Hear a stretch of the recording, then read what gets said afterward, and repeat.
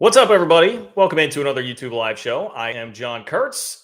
Today, we've got a little Big Ten flair. We've got some updates out of Big Ten country, namely the new Big Ten commissioner, Mr. Petiti, has spoken on expansion publicly for the first time, at least to my knowledge, the first time. And not only was he speaking, but so was the chancellor at the University of Illinois, who heads up the group of chancellors and presidents in the Big Ten. And some mixed messaging, so to speak, I think a little bit in what we have here, but it's very interesting. It's very interesting nonetheless what the Big Ten is saying on expansion right now. We also have some reports coming, like Greg Flugar has weighed in, Jim Williams has weighed in on what they have been hearing on Big Ten expansion. So we're going to break all that down. I think most of you that have been around here for a while realize the wide-ranging implications of that. Obviously, Oregon and Washington, namely here, and how that will affect the Pac-12 and what is going on with the future of that conference, as well as the Big 12 and the Four Corner schools, et cetera, et cetera. There are a lot of trickle-down effects, really, from what the Big Ten is going to do there. Even a comment that that was relating to what the revenue sharing would be like if new schools were to be added to the Big Ten. So we will definitely break all of that down. Speaking of unequal revenue sharing, we got a blurb in John Wilner's latest mailbag about what could be happening with the Pac-12 there, which was interesting. I think pretty expected, but on some level, there likely would be some unequal revenue sharing, quote unquote, for the Pac-12, but probably not what you're thinking right away if you just hear that and instantly go to where your mind would go on the unequal revenue sharing front. Scrolling down my list here. We got a very, very interesting nugget that, of course, myself here as K-State grad, K-State fan, guy who covered K-State for 10 years, definitely caught my attention from Dennis Dodd in one of his latest articles. It was actually about Deuce Vaughn, but he slipped in a nugget about the Big 12 TV contract in his article about Deuce Vaughn. So there is that to dive into. There's a lot in the Wilner mailbag. He talks about George Kliavkoff, whether or not George Kliavkoff was presented with a deal at one point in time from ESPN that was $30 million plus per school with all the ESPN exposure, and whether or not he turned that down at that point, which is fair to go back and re-examine here at this point. Plus, if we do want to talk some draft, nice little weekend for the Big 12. 6 first-round draft picks definitely is nice to see after the Big 12 did not have one last year. If you're going for picks per team by conference, the Big 12 was third and easily clearing the ACC and the Pac-12, obviously behind the SEC and the Big 10. Pete Thamel was doing a hit for ESPN at the draft, and he predicted who was going to win the Big 12 this upcoming year in football, too. If you guys would like to talk about that, I will tell you this much, he immediately shot down Texas. That was how the question was framed, of course. On ESPN, it was framed as, is this Texas thing legit? Could Texas win the Big 12? Pete Thamel shot that down very quickly. So did David Pollack, because they are smart individuals. They are smart human beings that are not about to be duped for the 15th straight year in a row. So that's what we have today. That's what I've got for you.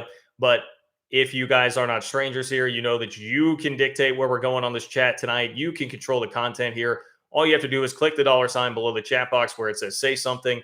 That is how you can donate and make your voice heard on the chat here tonight. When you do that, it will pop it up at the top for me, pop it up at the top of the chat so I will see it. It guarantees that you get on the show. Your question or comment gets on the show here tonight. And it is a way to support the work I'm doing, bringing you Big 12 and conference realignment content on a weekly basis here on this channel. And I could not do it without the support of all you guys who do that. So I much appreciate it.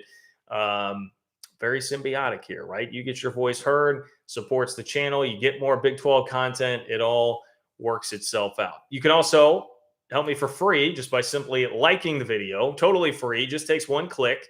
If you can go like the video, that absolutely helps me as well. Leave a comment on the video after the fact. That is another thing that will help me, whether you love me, hate me, indifferent, otherwise, whatever it might be. Those comments, all the engagement definitely helps me as well. And if you are not watching this live, you're catching up to this after the fact, you can support the channel on Venmo as well. It is John-Kurtz-4 on Venmo to hop in and support things that way. So I think that is, I think that's what we got. Looks like we got a lot. We got an exciting little chat brewing here so far tonight. So let's kick this thing off, man. We're talking Big Ten. We're talking Big Ten Commissioner Tony Petitti. Asked whether the Big Ten will explore further expansion. I'm starting here. We're going to kind of work our way from the micro to the macro, I suppose, or maybe it's really the macro to the micro, but I'm going to start with the money quote here. Basically, I'm not going to bury the lead. We're going to get to the money quote here from Petitti on expansion in the Big Ten, and then we're going to work our way back through the rest of the article. So Big Ten Commissioner Tony Petitti is asked whether the Big Ten will explore further expansion. He says, quote, "My job is to make sure the conference is as strong in the present and future as it has always been. I'll leave it at that." Okay, interesting. And I mean, my job is to make sure the conference is as strong in the present and future as it has always been. I'll leave it at that. That is a quote that to me is like, you can basically read whatever it is that you want into that. I mean, I think it is one that keeps the door at least cracked open. And nobody, the other quotes we were seeing from the Illinois chancellor who's speaking on behalf of the presidents and chancellors of the Big Ten later on, it's pretty much in line with that. Like, it seems like nobody is really trying to outright shut the door on expansion. They make no bones about the fact that they are still talking about that, and it is a discussion, but it doesn't mean that it's a priority. I think that's really the line in the sand of what we saw from the Big Ten comments here. They are still discussing it, but it is not a priority as of right now to continue expansion. And look, I would not expect that Petitti would come in right away looking gung-ho to go expand, especially after some of the tension that seemed to exist there with Kevin Warren and the rest of the league as to how he felt about where he wanted the league to go and where everybody else was.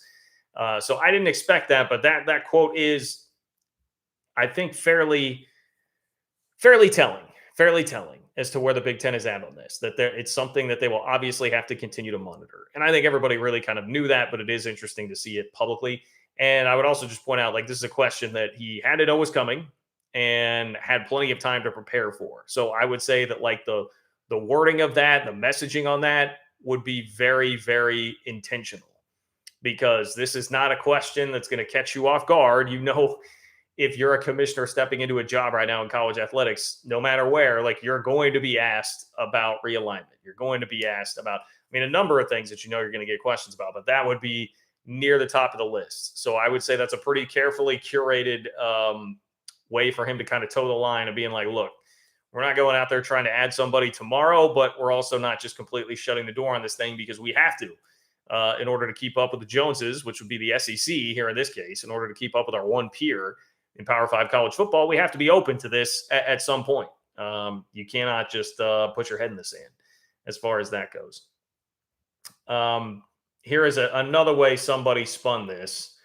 They said, put it another way. When asked about further expansion during his news conference, Petitti also pointed to integrating USC and UCLA as the priority, but added, quote, "My job is to make sure the conference is as strong in the present and future as it's always been." So basically the difference there is throwing in that the first part of his answer was saying, like, hey, look, the priority right now is integrating USC and UCLA. And that is something that maybe a bit of a crutch in the responses, because I've seen that a couple times now from folks in the Big Ten saying, like, look, the priority right now is integrating USC and UCLA, which, okay, like, obviously, I guess that's going to be more front burner, a little more pressing as of right now. But what we all really want to know is, like, hey, man, what happens beyond that?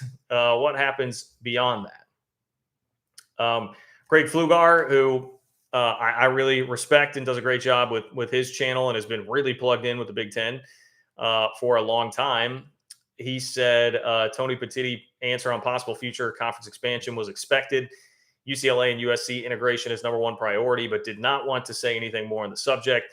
He wants to be a consensus builder, so he won't go out in front of his ski tips on any subject in public. I think that last line was the part of value to me. He wants to be a consensus builder, which would make a lot of sense because, again, there did not seem to be a ton of consensus with Kevin Warren, especially at the end. I mean, he always had a rocky, tumultuous tenure, even though they accomplished some great things, like, for instance, adding USC and UCLA, but there was also just a lot of tension and arguing and bickering back and forth, clearly going back to the COVID season in 2020 with him. The entire time he was there. So I think, like, everybody involved in the Big Ten, they just want a little peace and quiet and just everybody being on the same page, pulling in the same direction. So he's not going to rock the boat with any comments that are totally off. And to be honest, just like I said, when I get to it, I'll read it to you. What Robert J. Jones, the University of Illinois chancellor, had to say. If you match up his comments with that quote, the one that's, hey, I'm going to make sure the conference is strong in the present and future as it's always been. I'll leave it at that.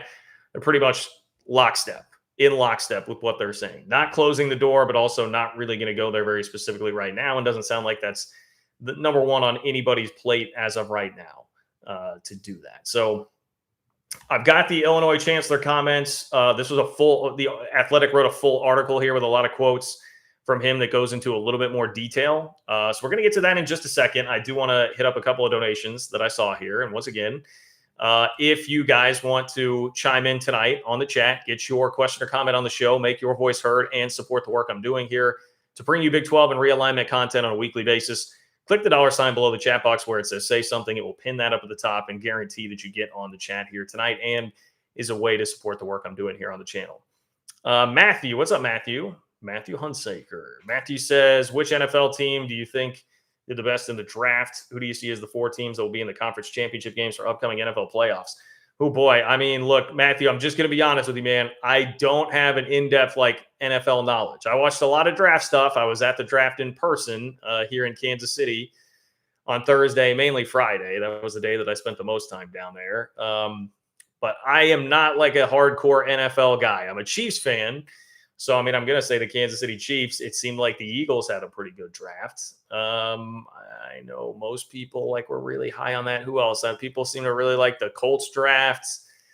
What was the other really popular one? I feel like there's a very popular one that I'm missing. I mean, honestly, the Patriots, I thought in the first round, did the best job with that pick that they got, trading back and still getting Gonzalez from Oregon. Shout out to the Pac-12. Look at that little Pac-12 love here on the show. But then the Patriots wound up drafting a punter and a kicker. So, I mean, I don't know what else to do with that. Championship games, I guess, AFC, I see no reason to budge off of Chiefs Bengals right now. And then NFC Eagles. I don't know, man. I don't watch enough NFC football. Someone else will have to fill in the fourth for me. So that's the best I can do for you, Matthew, off the top of my head. I'm not really an NFL guy.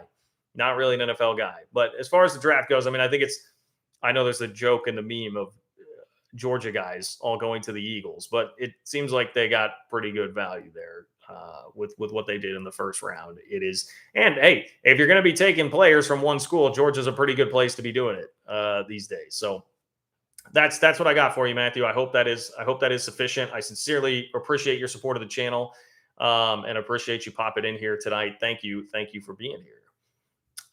Daniel, what's up, Daniel? Daniel says, thank you for your support, Daniel. Daniel Hall. Daniel says, thoughts on how the Big 12 did in the draft. Also, can we start referring to LA as TCU's West Campus? Yeah, that was an interesting Big 12 draft storyline. I think the Chargers drafted the entire TCU roster, including Max Duggan, to go out there. They took Duggan and the entire receiving core for sure. So here are the numbers on the Big 12 drafts. If you're going raw picks by conference, the SEC had 62, the Big 10 had 55, the ACC had 32, the Big 12 had 30, and the Pac-12 had 27. But if you break it down by conference, or picks per team by conference, the SEC had 4.42 picks per team. The Big 10 had 3.93 picks per team. The Big 12 had an even 3 picks per team. And then the ACC had 2.29. The Pac-12 had 2.25. So the gap there between the Big 12 and then the ACC and the Pac-12 is about as wide as the gap between the Big 12 and the Big 10 and the SEC, if you're breaking this down per team, per conference, which, of course, it's an advantage if you're the SEC or the Big 10 having more schools there to have players selected from. So it is in some ways more fair to do that. I think the part that matters more than that, if we're looking at raw guys drafted overall, the part that matters more than that is what are you doing in the top end of the draft? What are you doing in the first round? How many guys are getting their names called early in the draft? And that's where it was just, to me, so important that the Big 12 had the 6 players taken in the first round after getting shut out last year, bad performance last year, and just a rough performance the last few years, seemingly in the first round. Love seeing that talent go, and it's not like it was all Texas and Oklahoma. I think that's the other thing. The SEC when you have Bama and Georgia, I mean, that's just lifting up the rest of the conference so much so everybody else can just kind of cling to that. But it's Bama and Georgia, half their rosters are getting drafted, right? So, same Big Ten like Ohio State. I mean, Ohio State's doing a lot of heavy lifting there with all the players that they're getting drafted on a year in, year out basis. So I think that is something to keep in mind there when you're comparing those conferences. But the Big 12, it was not Texas and Oklahoma with a bunch of guys. 60% of the league. I saw this. I love the way that the league itself, the Big 12, framed this on their website. The headline on the story was 60% of the league has a player taken in the first round of the NFL draft. That's pretty good. That's smart marketing. That's a great way to say it. That's a better way to say it than just 6 players get drafted, because you might have some people thinking like, or assuming like, oh, that's going to be all Texas and Oklahoma guys. No, it definitely was not. Definitely was not. You had a wide variety of teams out there with first round picks. So, shout out to the Big 12 for getting it done that way. Lots of love to be spread around all across the league in the way that it performed in the draft. So I really like that. I really like that for the Big 12. The caveat that I will give here to, I think picks per team per conference is the more fair way to do it. The only caveat to that is just, name of the game, I guess, is just getting as much saturation for your league in the NFL as you can and giving yourself the best chance to have stars that are from your league in the NFL. And if you just have more teams and more raw numbers to throw at it, you've got a better chance of getting impactful players in the NFL there. So even if you're going to say, hey, well, the SEC or whatever conference, the Big Ten, had only 3.93 per team in their conference, and the Big 12 is at 3. Yeah, but if the Big Ten has more teams and they're just throwing that many more dudes out there in the league, there's a better chance that they're going to have the high profile players in the league, which is what you need. Guys want to feel like not only that they can get drafted, but they can get drafted in impactful spots, that they can go early in the draft and be truly meaningful there. I know it's not perfect. We still see busts, but I do feel like, especially at some positions like edge rusher, seems like a place where it's really happened. The NFL has gotten a lot better at identifying guys at the top end of the draft. It's much harder to get an edge rusher to be successful in the 3rd or 4th round of the draft, for instance, than it used to be, because the scouting has come so far with that. So guys want to be, they want to be first round picks, man. They want to be first round picks. I do see Robbie. I will answer your question. Robbie says, was KU the only Big 12 school not to have somebody drafted? I believe that is correct. I believe everybody else did. At least, I'm not sure about the incoming schools. I know I saw a graphic for the current Big 12. I think UCF got shut out too. Someone can correct me if I'm wrong. I thought I saw UCF got shut out, but if I'm wrong about that, my apologies. My apologies to UCF. Somebody definitely let me know if I got that wrong. Okay, so before I proceed more here with the comments out of the Big Ten on expansion, click the $ below the chat box where it says say something if you want to be in on the show tonight. That will pin your chat up at the top for me. It will let your voice be heard. Also support the work that I'm doing here on the channel to bring you Big 12 content on a week in, week out basis. And if you could like the video, I would much appreciate that as well. Totally free to do so. But there's your way to weigh in on the show here tonight. So back to the Tony Petitti Big Ten commissioner comment. He said, my job is to make sure the conference is as strong in the present and future as it has always been. I'll leave it at that. That was when he was asked about further expansion. Here's a little bit from basically the figurehead of the presidents and chancellors of the Big Ten. So I'm going to read you from this Athletic article. It says, with USC and UCLA set to join the Big Ten next summer, the conference is about 14 months away from becoming a 16-school league. But will the Big Ten grow beyond that anytime soon? Conference expansion is, quote, not really at the top of our list at the moment, University of Illinois Chancellor Robert J. Jones told The Athletic on Friday. Jones is the chair of the Big Ten's Council of Presidents and Chancellors. So he says expansion is not really at the top of our list at the moment. And I saw a lot of headlines using just that. And if you are looking at just that as the only quote really to come out of that, I can see how you would say oh, well, nothing really to worry about. Nothing's going to happen very soon in the Big Ten. I think if you go more in depth and more in detail of what the rest of the quotes say, it tells a slightly different story here, that this is definitely something that, well, it may not be on the front burner for the Big Ten right now, is still something that they are definitely talking about here at the moment. So here's a much longer quote from him. It says, quote, our first priority is to successfully integrate UCLA and USC At the same time, we know the landscape is shifting. And for us, it's a time to be very thoughtful and analytical.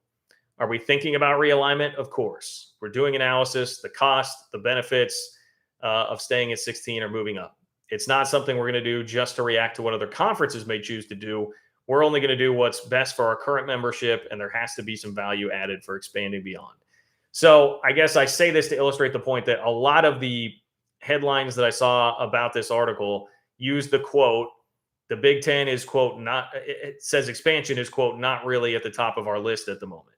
But you could have made the headline, if you wanted to just pull a different part of one of his quotes here, you could have just said Big Ten on realignment says, are we thinking about expansion? Of course. That's another direct quote. So this is kind of the media game, right? And we've all talked a lot here, not just me, but everybody's talked a lot about the dynamics of the Pac-12 versus Big 12 and people taking the same story and making it, molding it to their narrative, molding it to their side. This is an easy way that you can do that here. Like, this is how the game is played. You either throw the quote up there that says expansion is not really at the top of our list at the moment, or you make the lead quote, are we thinking about realignment? Of course. You could do it either way and project a bunch of different quote tweets, right? Like one way or the other. Like, imagine the quote tweets if that was how the headline was thrown out there. Are we thinking about realignment? Of course. If you put that out there as the headline on it, you get 500 quote tweets right away of people reacting to that. Now, obviously, I think that would be a little bit irresponsible. The Athletic understands that. And the more representative quote probably of what is being said, yes, is expansion is not really at the top of our list at the moment. But you also can't just totally write it off because of what comes later. I mean, look at that. We're doing the analysis, the cost, the benefits of staying at 16 or moving up. And look, the Big Ten is totally correct, I think, in taking that approach. They do not have to be reactionary right now. They do not have to be super aggressive. They're in a spot where they can kind of sit around and wait. And I think I'll throw what Jim Williams said, who's a media consultant and a guy who has worked in the industry for a long time.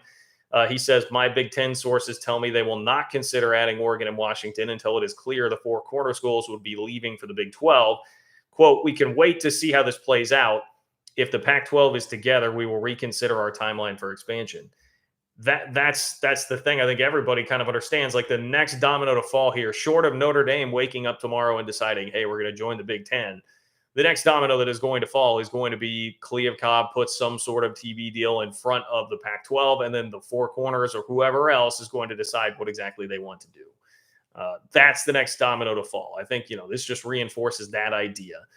Oregon and Washington can be hopeful about the Big Ten. They can sit here and hope and pray and wish for it, but it's clearly not going to be happening before they get everything sorted out with the current Pac-12, which I guess if you want to take this and say, hey, these comments out of the Big Ten could be slightly positive for the Pac-12 because it's, well, keeping the door cracked open for expansion in the future. It's kind of shutting it for now and saying, like, hey, you guys are going to have to figure out what you're doing with your own deal before anything happens on our end. That does probably make it slightly, maybe ever so slightly, but slightly easier to get an Oregon or a Washington to sign on the dotted line for their grant of rights to put it away. And most of the predictions I've been seeing from Pac-12 country now are still on that, like 5 to 7 years for the TV deal. I was thinking it might have to be more like 3 to 5, but they're going 5 to 7 on that. So maybe that makes it a little bit easier for Oregon or Washington to feel comfortable or if nothing else, just forced into doing that here right now. I would say that is something to keep in mind with those quotes. Like, you didn't know until something was going to be said publicly here or whatever it is that's being said behind the scenes. I'm sure Oregon and Washington are doing their due diligence there with the new commissioner, but we just didn't know. Like, nobody really knew with this new commissioner taking over what the stance was going to be. Now it seems like we have a pretty clear idea on a unified front from the Big Ten with what it is that their stance is going to be here. Here's a little bit more from the article. It says Jones, who, again, Illinois chancellor, he's the head of the group of chancellors and presidents in the Big Ten, says Jones said that the Big Ten did not consider adding more than the 2 LA schools last summer. Seismic late June announcement that came less than a year after OU and Texas left. He said the conference has not decided whether it would add only future schools as okay. My reading skills have not been very good lately here. Let's pause because I think this deserves dissecting. Jones said that the Big Ten did not consider adding more than the 2 LA schools last summer. There was a lot of discussion at that point in time about what was what was being kicked around there. Like, were they trying to get Cal and Stanford? Was it Oregon and Washington? Like, obviously Notre Dame entering that conversation too. We heard plenty of rumors about that.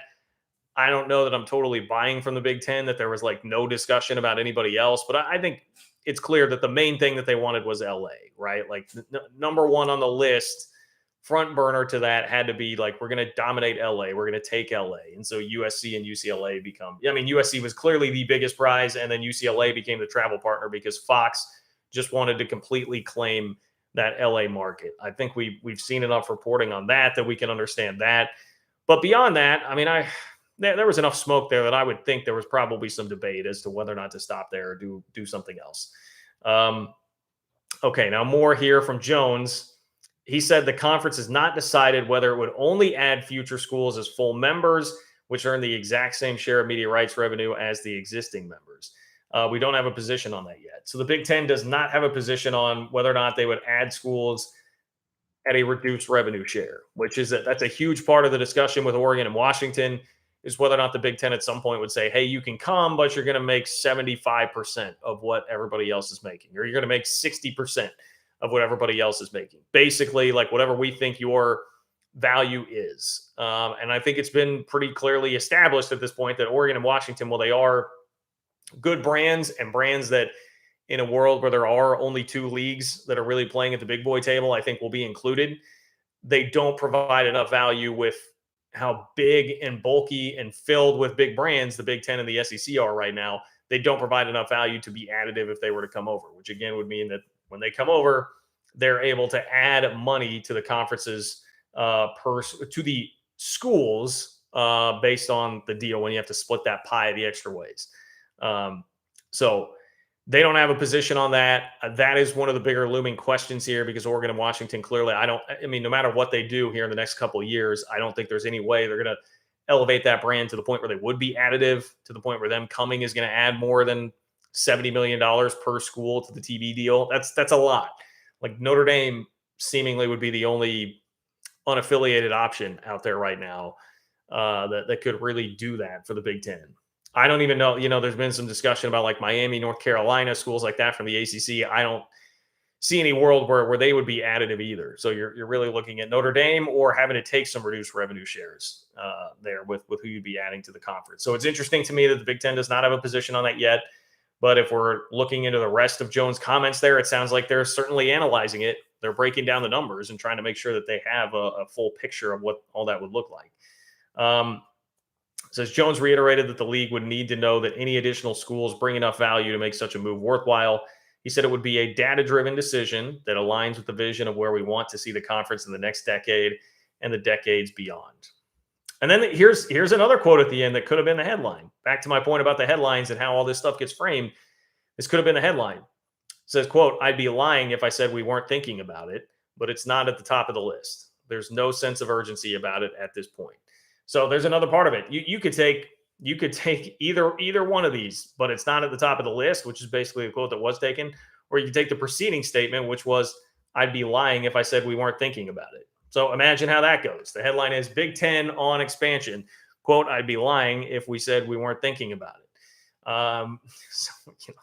Anyway, just funny how all this stuff works. Some, I think, purposefully sort of mixed messages there. But I think the Big Ten's position is pretty clear. They understand the reality of where they're at. They understand that Oregon and Washington are potential adds here at some point in time, but they don't need to rush to do anything because they're in a great position of power. And the Pac-12 needs to get its bleep figured out before anything else is going to happen. That seems to be the clear stance of the Big Ten right now, specifically at least what they are putting out there publicly. Cougar Tracks, what's up, Cougar Tracks? Appreciate you being here. Appreciate your support, my friend. Cougar Tracks says, if BYU could make it to a bowl game this year, I would be happy. What do you think the chances are? Well, again, Cougar Tracks, I will have to say that I don't have like an in-depth analysis of the BYU roster for you on this front for this year. But I mean, I certainly respect Kalani Sitake enough in the program that BYU has built up to where I mean, my guess would be, I know you're saying you'd be happy with a bowl game. To me, I view that as like the baseline for BYU every year. I mean, I expect BYU to make a bowl game every single year, and anything less than that would be a pretty massive disappointment based on where the program is at. So, I mean, I think yes, without knowing a whole lot about the roster, that's my gut instinct. I did see shout out to Benjamin Criddle. I saw that a tweet resurfaced where he had said at one point in time, like I think it was like 2019, that he tweeted out that BYU could have two professional quarterbacks back when they had Zach Wilson and then the Hall kid that just got drafted this weekend too. And that Utah fans, I saw like Utah fans were the quote tweets just like crapping all over that and giving him a bunch of grief for it. And then look who got the last laugh, man. So I enjoyed that, one, because I enjoy BYU success, and two, I enjoy Utah fans looking like idiots. So that was pretty good. Shout out to Benjamin Criddle and everybody who brought that up on Twitter this weekend. I really enjoyed that. So that's what I got for you, Cougar Tracks. Like as an outsider here without like a ton of specific intimate knowledge about the roster and the situation there. I mean, I respect the program. I respect the coach enough that I think that should be the expectation every single year, right? I think that has to, and I would guess most BYU fans are probably there, right? Although I'm looking at this, I see Provo Cougar fan says depends on whether BYU can fix their defense. I'm surprised. I know that the defense had some problems last year for BYU, but I would just think again that's got to be like the expectation every year. And it's a new conference. I get that, like brave new world this upcoming football season, but I would think that's kind of where I see it without knowing a whole lot. Like I would think BYU is like a 7-5-ish kind of team. That's just off the top of my head without diving deep into the roster. That's sort of where I would feel like it is right now. Alan, what's up, Alan? Appreciate you being here as always, Alan. Thank you for your support. Alan says, John, misconnecting for a beer in KC last Thursday. Next time. Yes, for sure, Alan. Hit me up on Twitter at JO Kurtz. Whenever you're in town, we will make it happen. I would love to do it. Would definitely love to do it. Is there real Big 12 interest in San Diego State? Rock Chalk Jayhawk, Alan. I'm glad you brought up that question, Alan, because one of the very interesting things I saw in the last couple of days on Twitter was this quote from J.D. Wicker, who's the athletic director at San Diego State. So SDSU athletic director J.D. Wicker to Seth Davis of The Athletic. Quote, one or the other is going to happen, meaning Big 12 or Pac-12. One or the other is going to happen. We're excited for the opportunity, and we've done a lot of work to prepare for that. That is a very confident athletic director. And like I agree with him, for the record. I agree with him. One or the other is going to happen. I think it is, at this point, it's just a formality that it is going to happen. However, conference realignment is just such a topsy-turvy, crazy, tricky world that making definitive statements can always be a little dicey, right? And we need to go no further than what we've been talking about for the last couple of weeks with all the Pac-12 presidents getting out there and saying, hey, deal's coming soon. They put out a unity statement that says very near future. That was like 2.5 months ago, and still nothing has happened. It's dangerous to speak in absolutes and definitives when you're talking about realignment because so much can happen, and it is such a crazy world. But I do agree with him. I do think that will happen. I would think that the Big 12 interest there is pretty legitimate because one, you're accomplishing a lot. One, you're getting a football and basketball program that like they're clearly ready to compete at this level, more so than any other expansion candidates that are out there that are not currently in Power 5 conferences, excluding obviously Notre Dame. You would be getting programs that are immediately ready to compete. You'd be taking over a small, teeny part of a large media market, Southern California. You'd be getting into a new state, and you're getting into that time zone that Brett Yormark clearly wants to get into. And at the same time, in a kill or be killed world, it deals a blow to the Pac-12. So I'm not saying this based on any inside information. I just think it's pretty clear to me that it would make a lot of sense. So I am sure that there would be, my opinion would be that there should be legitimate interest from the Big 12. Let me put it that way. That I think is the way I should say it. My opinion would be that there should be a lot of legitimate interest from the Big 12 in San Diego State. Whether or not that is a realistic option at this point, I don't know, and I think that is a good question. Part of the problem here is that San Diego State, I'd imagine, is just sort of stuck in limbo right now because they're going to look from a geographical standpoint, cultural fit, like just where they've been around. I mean, they've been around the Pac-12 schools, being in San Diego for a long time. it's more sensical for them to join the Pac-12. I think that's the best case scenario for them, is the healthiest possible Pac-12, and that's the league that they get to join. So obviously they want to wait and see if that will happen and make sure that they know whether or not that's going to be a for sure yes or no, likely a yes, as to whether or not that would happen. But they can't get certainty on that until the Pac-12 sorts out this deal. And we know that that's been kind of a mess. And the athletic director at Arizona State has publicly voiced frustrations about the process. Like, it's very clear that that has been a tricky thing for everybody involved. And so I don't know if you'd have a lot of confidence if you are San Diego State in this getting wrapped up very quickly. And I know there's that date, and somebody can remind me, is it June? I feel like it was in June that there's an important date earmarked for San Diego State as far as the exit fees would be concerned for them leaving, like that they would probably need some sort of resolution before then, which is something obviously to keep an eye on. And not that things like that can't, you couldn't find some way to negotiate some of that out, but I know people have mentioned that before as an important date here. So maybe there is a time clock kind of ticking for them as far as that goes. But that would be the frustrating part right now if you're San Diego State, and probably why we don't hear more about the Big 12 in San Diego State, because if you're San Diego State, the Pac-12 seems like they need you. One, like they really need you right now. And two, you're having to wait for them.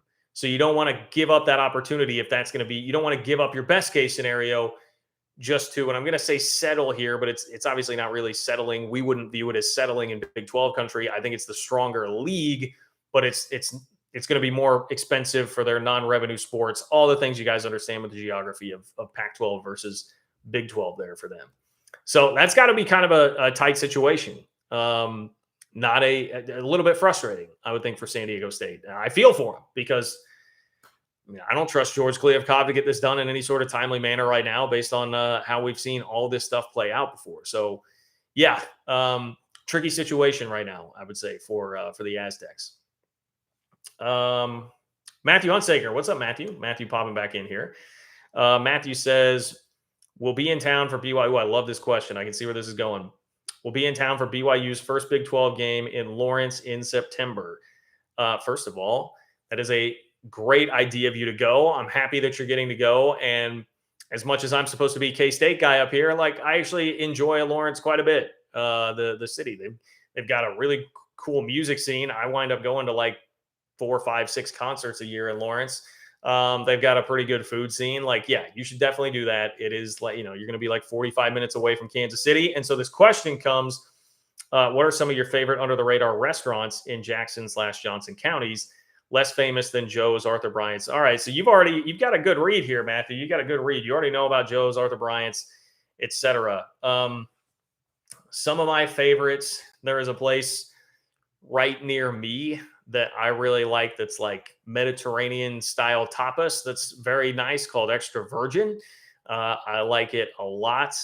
That is one of my favorites. I actually really like the food at Tannin a lot, which is like a wine bar that's down in the Crossroads. Like, let me just single out the Crossroads area for you. Explore what's in the Crossroads in Kansas City. That is kind of the hippest, coolest place to be in downtown right now. And you can find a ton of really good stuff in the Crossroads. So I would definitely point you to that area. Also, I'm trying to think. If you want like more like a chain, I eat at Hawaiian Brothers all the time, which is a great, like, that's going to be more chain if you need something fast. Under the radar barbecue spots like Slaps. Look into Slaps Barbecue. That is a really popular one. There's also, is it Junior's Barbecue? I actually have not been there yet. I think this is the Junior's or JR's Barbecue.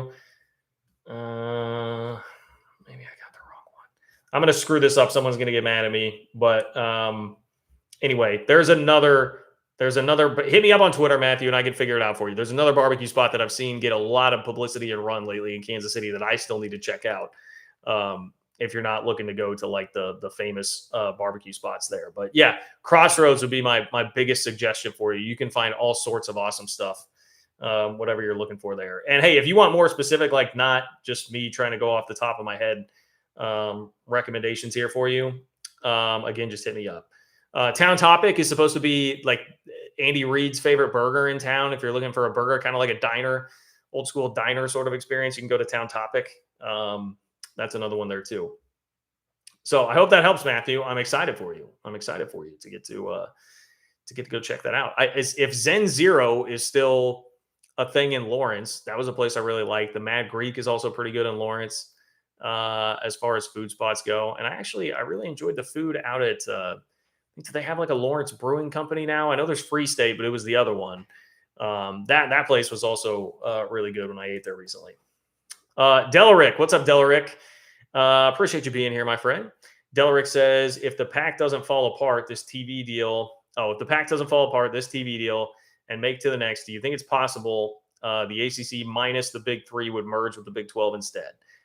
I don't know about a full-on merger, Delaric, but I do think that I've said many a time, like my long-term vision here is the Big 12 needs to try to be in position to scoop up the best of the rest from the ACC if and when that does happen.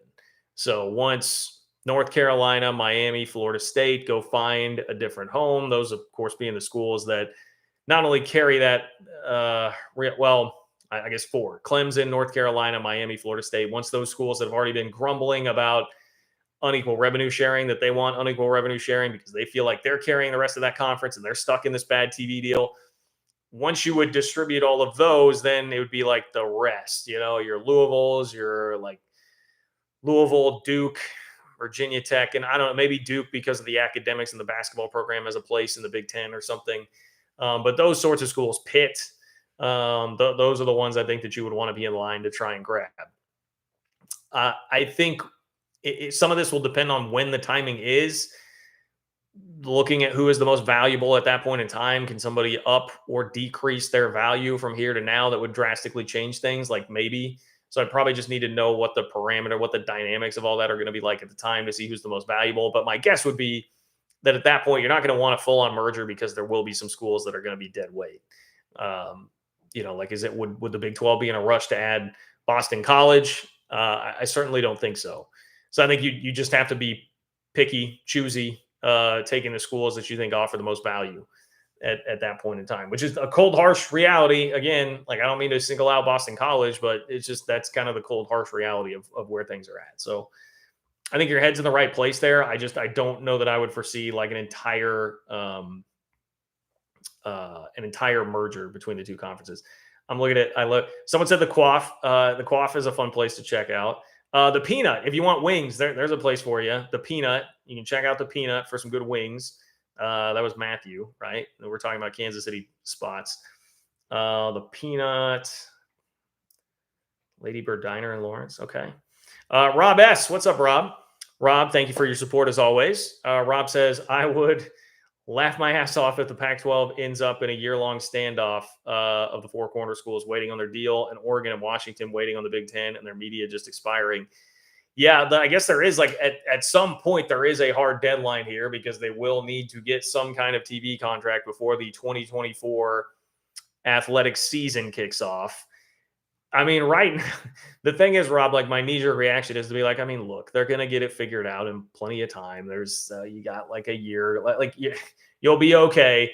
But then until I see it, I can't really believe it because I've heard so many false promises here from the boy who cried wolf, George Kliavkov, and the Pac-12 presidents. Like the boys who cried wolf have been crying for a long time, and we have not seen anything actually come of it yet. So it is hard for me to get totally on board with that and feel confident they are going to meet their deadline. But I would imagine surely they get it done before then, right?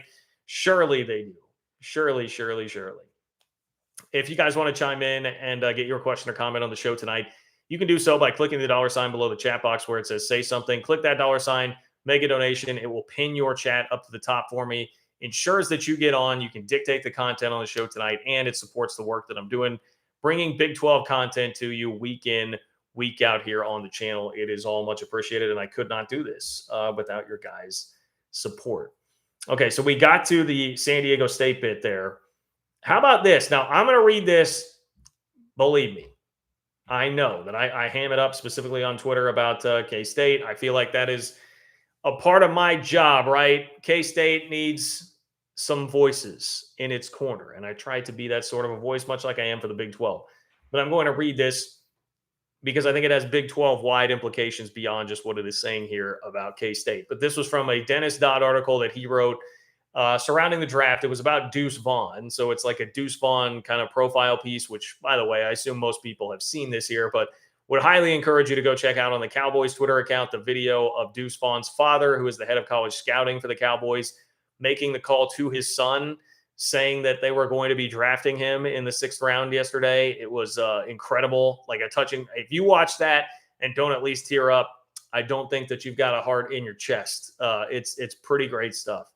But in this article, there was a really interesting tidbit about the Big 12 TV deal. It says, do not be distracted by these predictions. This story goes beyond draft rooms. It reverberates from this charming hamlet. It goes into television network boardrooms. Media rights sources let it be known that the likes of Kansas State being nationally relevant was key to the Big 12 getting a new, richer TV deal, despite the conference losing Texas and Oklahoma. That was just the whole paragraph. I guess I really didn't need you to read you the preamble there. But the point in all this was he's making a point about how important Deuce Vaughn was to K-State in winning the Big 12 championship at a time when they very much need to be relevant because of all the realignment stuff going on.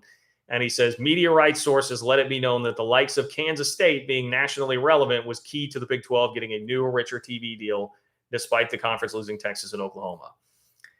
Now, for me, reading that is like, I mean, I did not think that I was going to be seeing that based on where it felt like K-State was in July of 2021 when all this started, with no real options, being in a position very similar to Washington State and Oregon State. I think in the context of this story, obviously it makes sense to say like, hey, K-State being nationally relevant was a part of what media rights sources were saying made this TV deal happen and got a richer, better TV deal.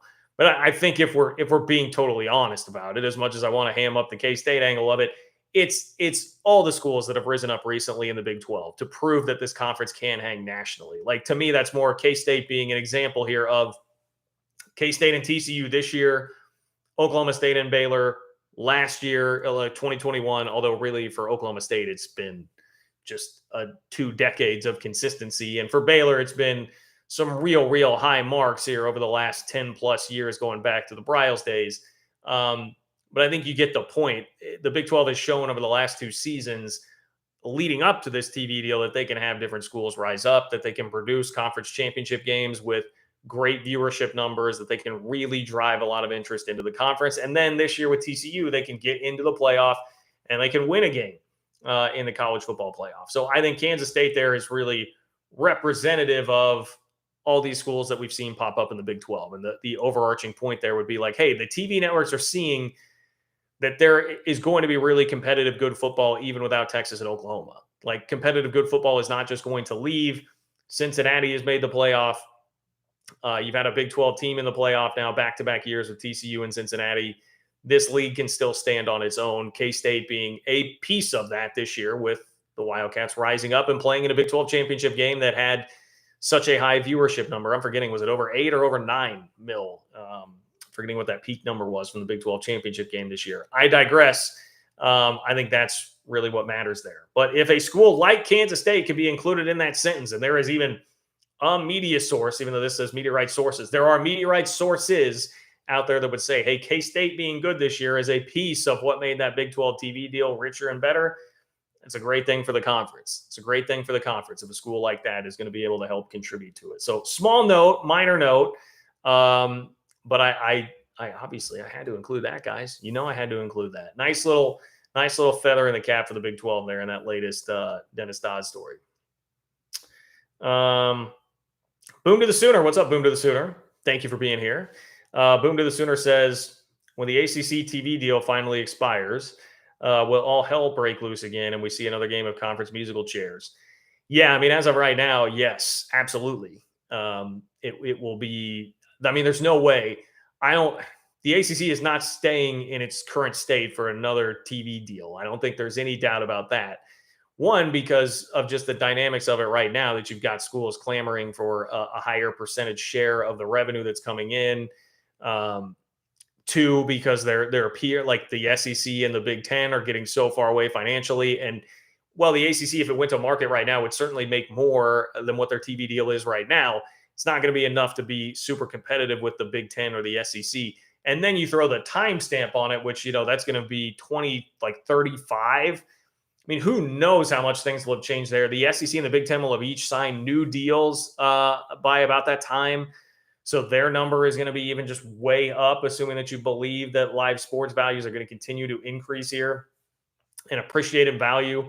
So, yes, I don't think there's any way that the ACC will stick around beyond that point. But I also think between now and then, there's just so much that can shift that I don't know that saying it hey, that's the next time all hell is going to break loose is absolutely correct, because I think all hell could break loose easily before then based on a number of things that might happen. So that's kind of the way I would answer that, Boom to the Sooner. But appreciate the question. Good question. And absolutely, at a certain point, we're going to get to the ACC causing some hell to break loose. It's just whether or not that's going to happen soon, whether or not that's going to happen later, whatever the case may be. It's all a timing issue on how that stuff's going to work out with the ACC. And some of that's going to be a legal thing, whether or not they feel like they can legally fight the grant of rights and what is going on there. I do have a couple things I was going to get to from the Wilner mailbag. I may hold some of it for just a standalone video to release later in the week too. So I'll see if I have time to get to that. I'll give you a 10-minute warning or so here. We got about 10 minutes left. So if you have something that you want to get in, make sure you click that $ below the chat box where it says say something.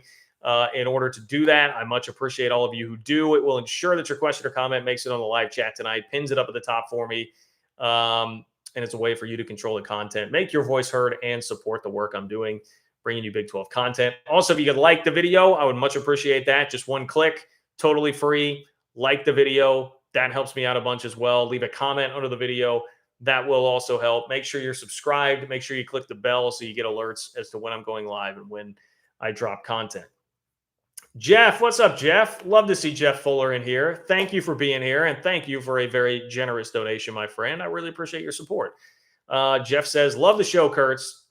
Appreciate you highlighting some of my work.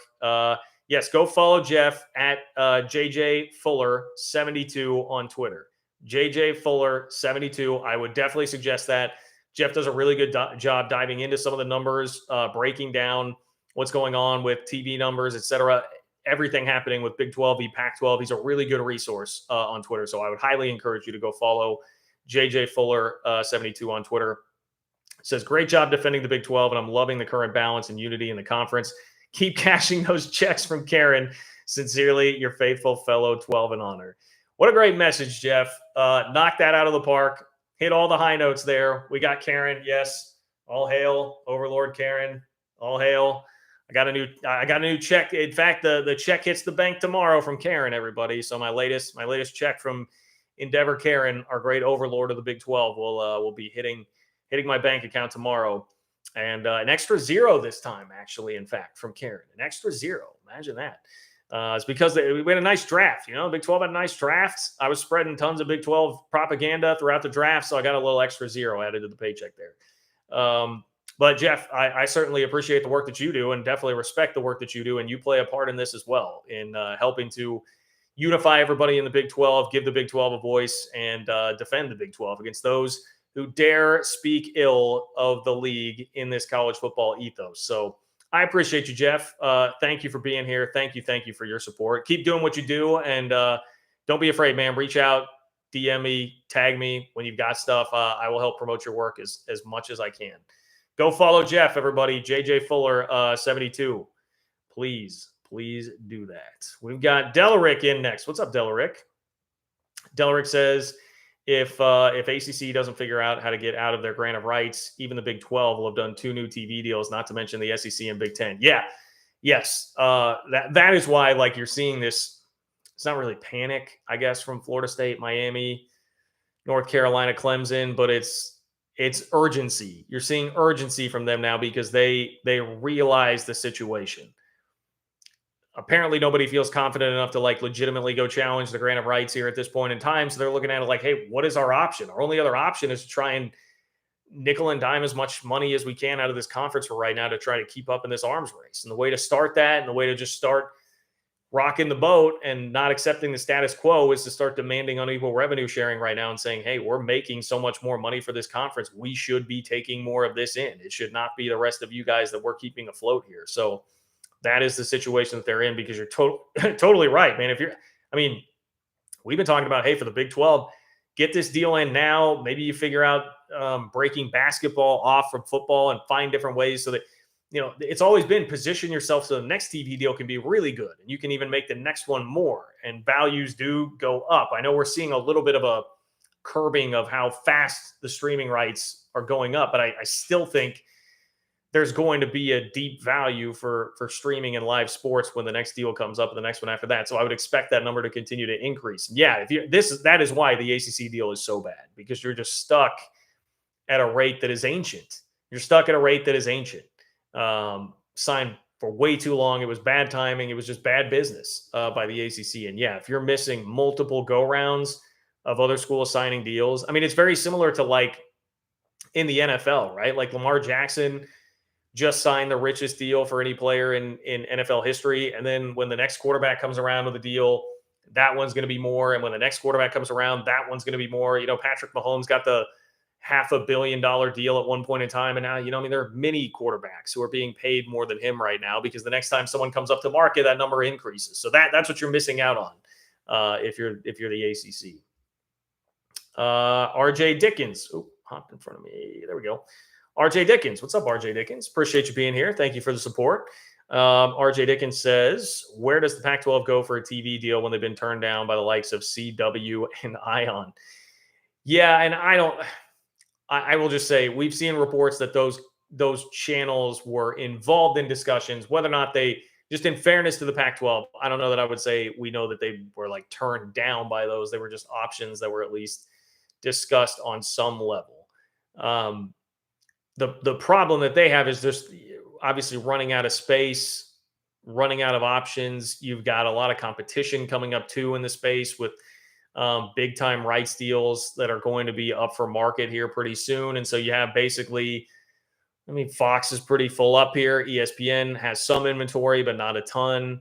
NBC has already, they're now in bed with the Big Ten, as well as Notre Dame, obviously. So the options are really dwindling. And that I think you just kind of outlined what the problem is. I don't know that there's like a great answer I can give you, like, hey, there's a magic bullet channel, unless Kliavkov has kept some crazy ace up his sleeve this whole time. I don't think there's like a great answer for that. I think you're looking at right now, can you get some of your inventory on ESPN, and then can you get a great deal from one of the streamers financially? And some of the talk has been, if you get a deal where it's like all Apple could then like like sublease is like the wrong term here. I'm blanking on what the correct term is, but they could basically then like farm some of that content out to an ESPN or a Fox. Like, it wouldn't necessarily have to be as complicated as one little piece to ESPN, one piece to Apple. Maybe it's that Apple takes it all and then they distribute it to an ESPN or something like that. I think that is something that could happen. But yeah, you've outlined the problem. They're in a tough spot. They're in a tight spot. I don't think there's like a real legitimate credible option there. CBS deeply in bed with the Big Ten here at this point in time. CBS, NBC, ESPN has a ton of stake in the SEC and the Big 12 now. Fox, like we know the situations here. Snappy AJ, what's up, Snappy AJ? Snappy AJ says, I never hear about the Big Ten or SEC dropping schools. The best of the Big 12 and ACC are much better than their cellar dwellers. Could schools be pushed out? Most of the time, Snappy AJ, what I see reported when, national guys like others in this college football sphere have been asked these questions, I just don't ever see anybody lending any real credence or credibility to that being a possibility of something happening, them kicking members out of the conference. I say this without knowing like I don't know what bylaws are like. I don't know how difficult it would actually be to do if somebody really wanted to do it. But it seems like there's no real appetite from those leagues to do it, at least as of yet. I think if it's going to happen, I think that's when we're talking about like mid 2030s, like the next like real huge shift that we may see some minor shifting around here for the next 5 to 10 years, but it won't be until we get to that place of like ultimate, we're going to have two league, like AFC, NFC. There's going to be two big leagues here. and it's going to be the cream of the crop on both sides of the top, whatever it might be, like 50 schools here, 40 schools, then maybe at that point you're going to see the Vanderbilts, the Boston colleges of the world get kind of left out in the cold. I think at that point, then maybe you see them in some real trouble there. But I just don't think that there is enough of an appetite for people to be doing that right now. Like if you're the Big Ten of the SEC, like, yes, it is true. If you wanted to make more money, you could go ditch, if it were possible, you could ditch the bottom 3 or 4 teams in your league and then snatch up like an Oregon, Washington, whoever it might be. But they don't really need to do that right now. The gap is already pretty wide and getting wider. They're in a great position with the expanded playoff. They're going to be getting a ton of their teams in the playoff every single year. And they don't have to go. I mean, all these people that they work with and have relationships with, I mean, they know what they would be doing to them. You would be putting them in a really tough spot when you just don't really have to. It would be greed. It would be, I mean, and I know that greed has ruled a lot of what is happening here, but just unnecessary greed that also could hasten the dilemma that we've talked about a lot, which is if these conferences are going to keep expanding and alienate large portions of the country, at some point there will be diminishing returns because less of the country will care about college football. Less of the country will care and tune in to college football. So that can be a catch-22. Do we keep expanding and get only the best of the best brands here? And then if we created a product where there's going to be less national interest in it, which is going to depreciate the value of that product in the future. I think to me, it would just be like kind of unnecessarily pushing towards that when you don't have to right now if you're the Big Ten of the SEC. I think that's probably a part of it too. So there's Snappy AJ. Cougar Tracks. What's up, Cougar Tracks? Cougar Tracks says, isn't it in the new TV contract that if a school comes into the Big 12 and they're a non-Power 5, there is no extra money for them? So the TV contract, there is a pro rata clause for Power 5 additions to the league. Even that is not full pro rata. It is because that was the ESPN part and not the Fox part, I believe. So it was like 60%.